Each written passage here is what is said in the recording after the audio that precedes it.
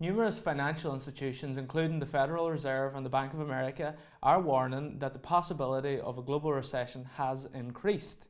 Joining us now to discuss the matter is journalist, editor and commentator John Aidan Byrne.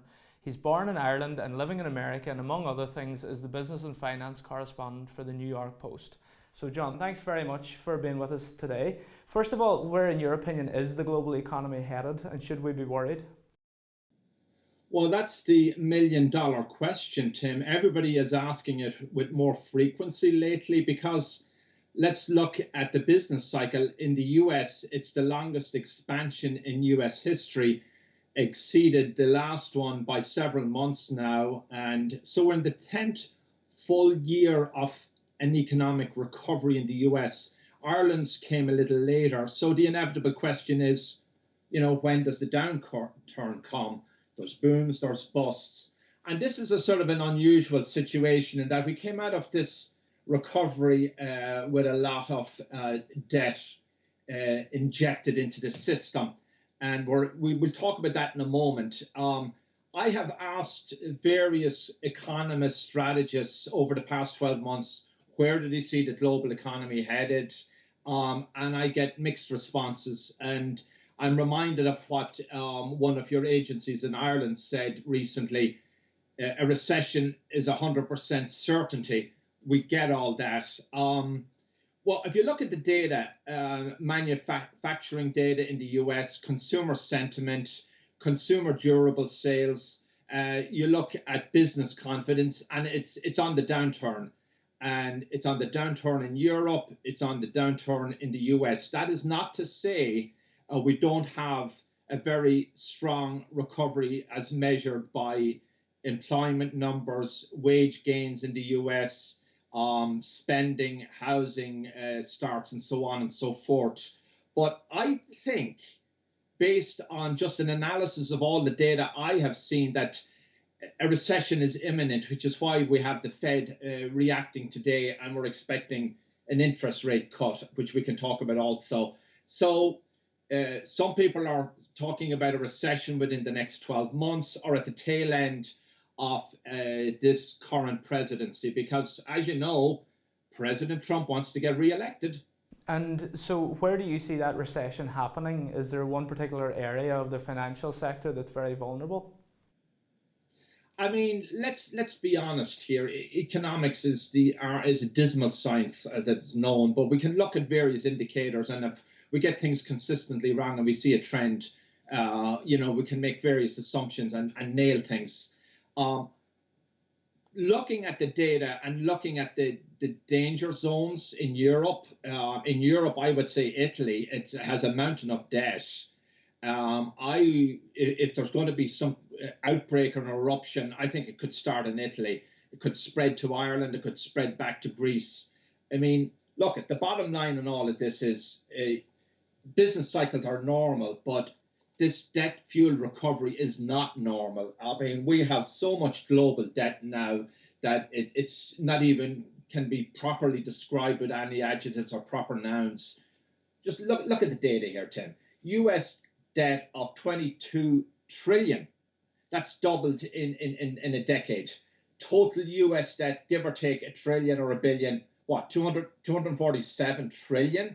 That's up from 177 trillion in a decade. Ireland, latest numbers, if we can believe these, 205 billion for a small country. That's awful. That works out at 44,000 per household in Ireland.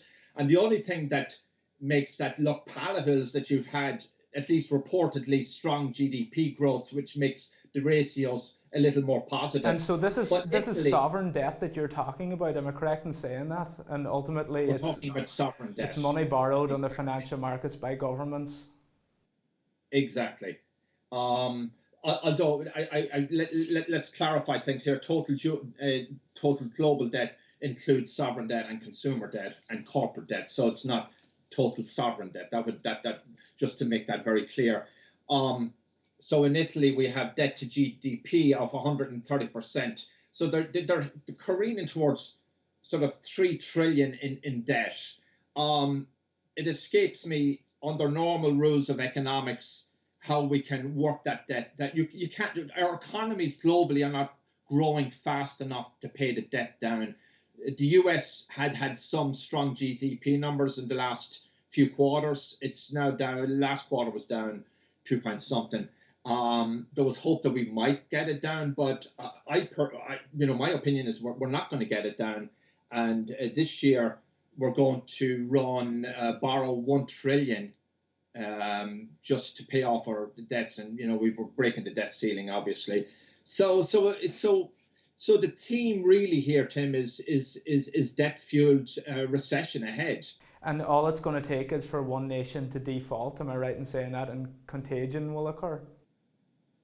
Well, I mean, I don't think anybody exactly knows what triggers any recession. A lot of economics and a lot of economic theory and a lot of what happens in economies is driven by psychology. Now, you could argue that the last recession was subprime debt.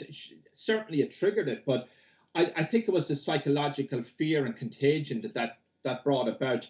I don't think there was enough monetary policy to contain the subprime, because if you take it that we engaged in so-called quantitative easing to get our last recession down, they could have easily applied the brakes to the subprime, but maybe it hadn't been invented at that stage. But it could be anything.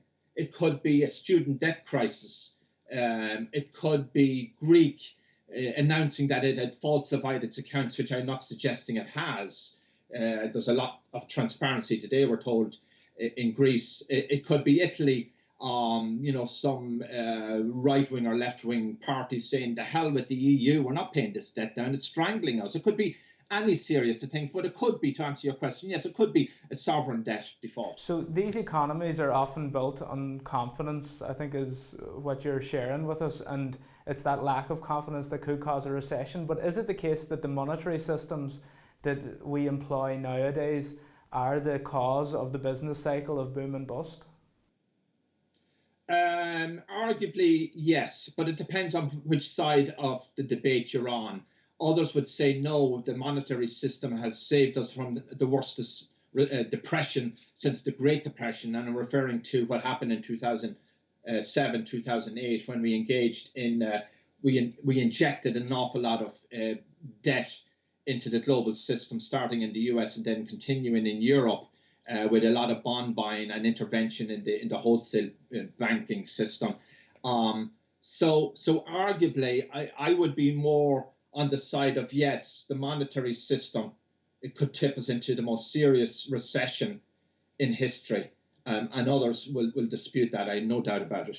And so for people who are watching this, who may have some savings or investments, is there any advice that you would give them? Or maybe in debt, for that matter, as well? Well, I will give opinions. I will give my outlook. I won't give advice. I'm not a financial advisor, but I think the smart money in times like this, the big money, if you will, is hoarding, is putting it into safe investments, cash-like accounts with guaranteed by government, with maybe nominal interest rates, and many of them are waiting just for the opportunities for the bus to come and then go in and buy distressed assets, as happened after the last recession. We saw Urnama had a lot of fire sales in properties in Dublin and throughout Ireland. A lot of those properties now are owned by US investors, even some big land holdings. So I would say to people generally, be cautious, be prudent, and start to save. I mean, if you want to look at the broader markets, make dividend yielding equity stocks, safe bonds. Possibly there are opportunities in housing, but I think they're diminishing. And as an Irishman living in New York now for some decades, what is the mood among the public, not just in terms of the economic outlook, but also politically with an election around the corner? The interesting thing about this recovery is that there's no euphoria like we had in 2008. We had euphoria in 2006 that, markets would keep soaring and soaring and the price of property would go up. And that was fueled by advertising, media, politicians even. But as Joe Kennedy famously said, only a fool waits for the market to top. The mood in New York is not representative of all of America. New York is its own island, if you will, and there's a lot of groupthink. So mood in New York is that they want to get the Democrats back into power. Obviously, they do not like Donald Trump, but they like making money. It's a very wealthy island. Some of the wealthiest people in America live in New York. The mood in the rest of America, Trump land, if you will, flyover country, more pro-Trump. Some of those areas are quite distressed, and some of them have seen a recovery, have jobs coming back, and they're thankful for that, which would suggest, of course, that Trump has to vote next election. And has Trump won much kudos among the financiers in New York, the more elites there who would typically vote Democrat but who are on the crest of a wave financially?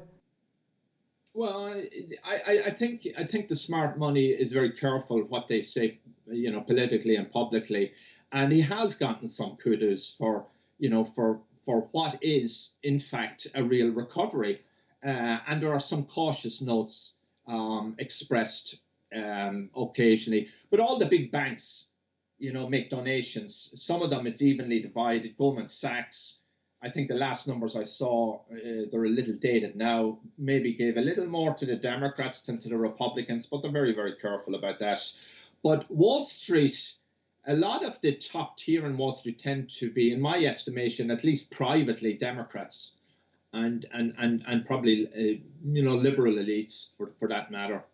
And so, John, it's not quite time to have a run on the banks yet. You're not advising us to go down to the ATMs, but absolutely just be cautious. Enjoy your day and enjoy the good weather if it continues in Ireland. And let's wait for the Fed's moves today. That should be worth watching. John, Aidan Byrne, thank you very much. Thank you, Tim.